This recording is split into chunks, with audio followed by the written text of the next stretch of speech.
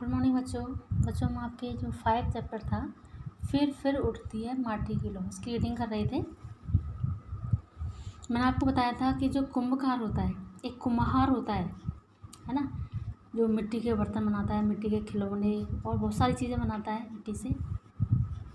तो इस चैप्टर में उसका जो दुख है, उसके अंदर जो वेदना छिपी है, कब जो लेखक है उसको बाहर मतलब उजागर कर रहा है कि किस तरह से बदलते हुए समय में उसकी जो संस्कृति, उसका जो धंधा है वो ठप हो गया है, यानी कम हो गया है।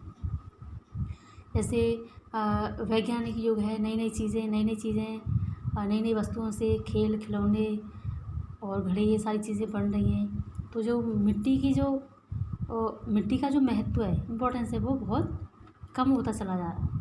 ठीक है, तो कुम्भकारों की जो नई पीढ़ियाँ हैं, नए बच्चे हैं, वो इस पेशे को अपनाना नहीं चाहते हैं। क्यों?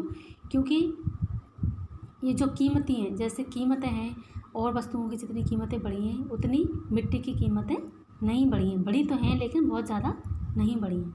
तो आइए आगे से रीडिंग करते हैं।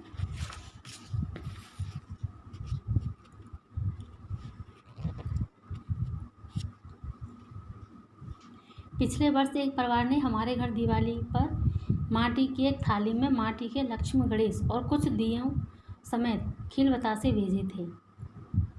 माटी की थाली, उस पर लक्ष्मी गणेश और कुछ दिए अपने आप में एक कलाकृति की तरह लग रहे थे। बच्चों, आपने देखा होगा कि जब दीपावली का त्यौहार आता है तो हमारे यहाँ ये परंपरा होती है कि दिवाली के दिन हम अब जो अपने जो अड़ोसी पड़ोसी होते हैं, जो हमारे प्यार प्रेम वाले होते हैं, उनके यहाँ पर हम दीपक जलाने जाते हैं दीपावली पर, और ये आशा करते हैं कि उनके जीवन में इसी तरह से दीपावली की खुशियाँ आती रहें, हमेशा उनका जो जीवन है वो खुशियों से भरता रहे।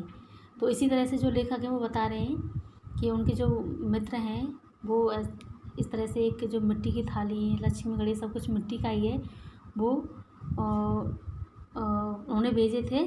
तो उनकी जो कलाकृति थी अपने आप में बहुत ही सुंदर लग रही थी, बहुत ही अच्छे लग रहे थे वो। ये हमारे पास अभी भी सुरक्षित है और लेखक ने उनको आज तक भी सुरक्षित रख रखा है अपने पास में। ऐसी और कितनी ही चीज़ें पर्व त्यौहार और दीपावली पर बनने लगी हैं।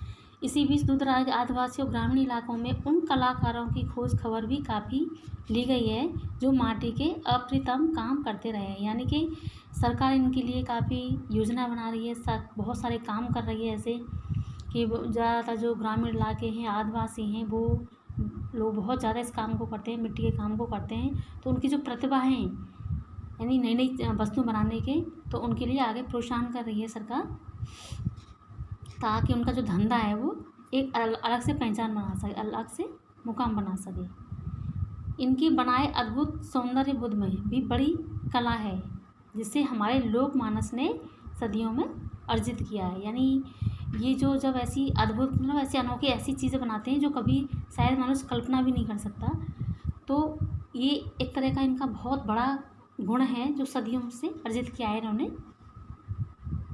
माटी की मूर्तियां बनाने वाले हमारे कई कलाकार भारत महोत्सवों में विदेश भी हुआ हैं। अपनी कला से उन्होंने विदेशी दर्शकों को भी चमत्कृत किया है। बच्चों, यहाँ पर ये जो माटी के बनाने वाले, मूर्ति बनाने वाले जो कलाकार होते हैं, अपने देश में तो इनका महत्व है ही बहुत सारे, लेकिन विदेशों में भी ये जाते हैं। विदेशी जो लोग होते हैं वो मिट्टी से बनी वस्तुओं को भी बहुत पसंद करने लग गए हैं। पर यह तो संयोग मात्र था, वे अपनी कला का सृजन किसी प्रलोभन में नहीं करते रहे। यानी कि इनको किसी प्रकार का लोभ नहीं है, प्रलोभन नहीं है, ये केवल मन से करते हैं।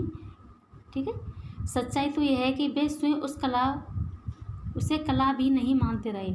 यानी सच्चाई ये है कि ये जो कलाकार होते हैं, ये मूर्ति बनाने वाले, मिट्टी का काम करने वाले, ये स्वयं को ये नहीं जानते कि हम कलाकार हैं या हम कोई कला कर रहे हैं। ये तो ये समझते हैं कि केवल हमारा ये धंधा है और हम उससे लगाव रखते हैं, अपने जीवन का एक अभिन्न अंग मानते हैं। वो कहते हैं कि ये जो धंधा है वो हमारे जीवन का ये अंग है। संग्रहालय और एम्पोरियम में पहुंचकर भले ही थोड़ा बहुत अलग ढंग से सोचने लगे हों, पर मूल रूप से तो उनमें माटी ही बसी है। उड़ीसा में बनने वाली खपरेलों में चिड़ियों की आकृतियां देखकर शहरी दर्शक भले ही चकित और विस्मित होते हैं, और जो हमारे ये उड़ीसा ये जो राज्य है, यहाँ पर घरों पर खपरेलें, मिट्टी की खपरेलें डलती हैं, यहाँ पर सबके घरों में मिलती हैं।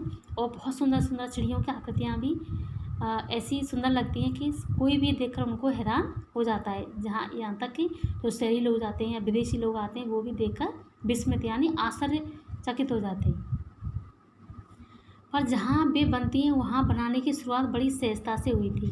सहजता का मतलब बहुत ही आसान तरीके से जो कलाकार होते हैं, वहाँ के जो स्थायी कलाकार होते हैं, ठीक है, वो बहुत आसान तरीके से इन सारी चीज़ों को बना लेते हैं। माटी की चीज़ों की यह विशेषता है कि वे अधिक दिनों तक नहीं टिकती, क्योंकि मिट्टी होती है वो टूट फूट जाती हैं। पर माटी की वे चीज़ें तो अच्छी तरह पका ली गई हों तो सैकड़ों साल भी चल जाती हैं। यानी मिट्टी को जो अच्छी तरह से पकाया जाता है तो ये 100 साल तक भी चल जाती हैं।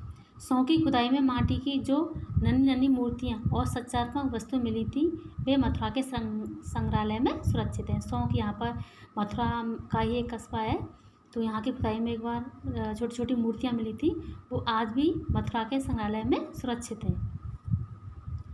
देशी विदेशी दर्शकों को मुग्ध करती रही हैं, मुग्ध का मतलब एकदम मोहित करती रही हैं।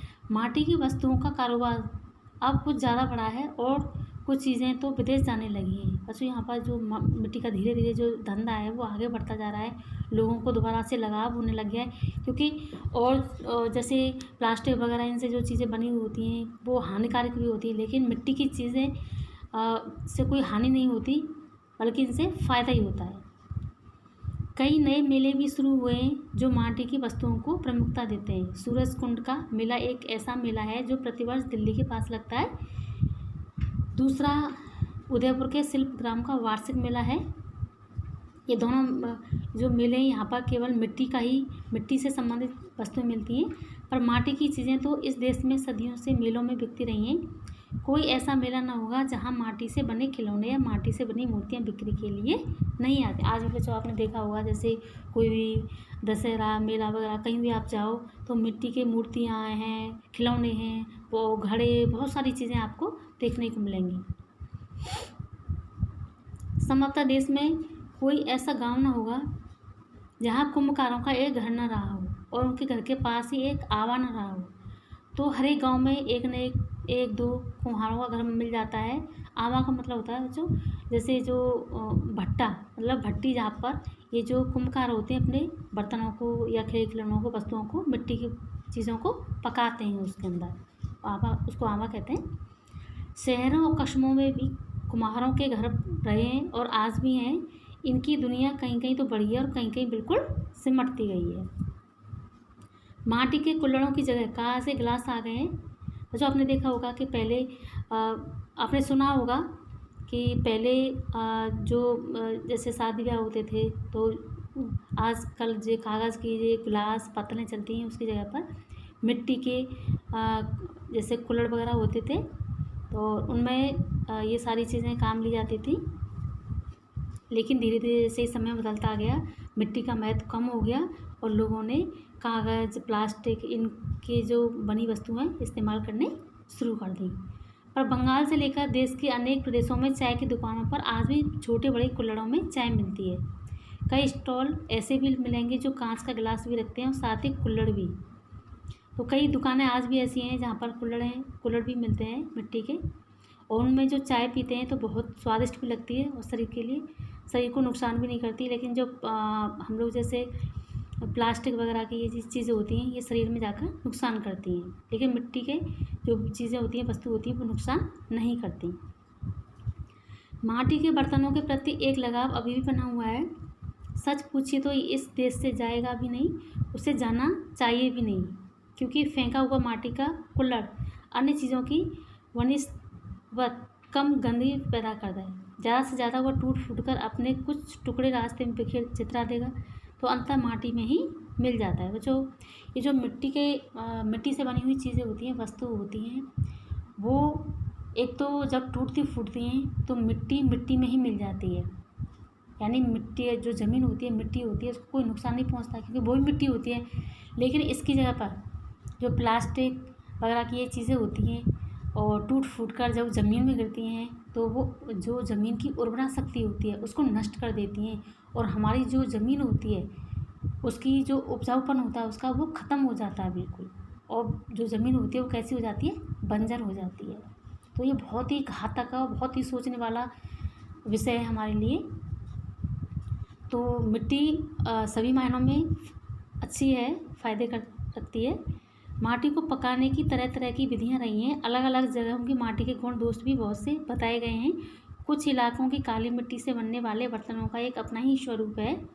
बहुत परिष्कृत ढंग से पका ली गई चीज़ें सिरेमिक या स्टूडियो पॉटरी के क्षेत्र में आ जाती हैं, यानी कि ये भी मिट्टी से ही होती है, लेकिन परिष्कृत मतलब एकदम सुधार करके उसमें, है ना।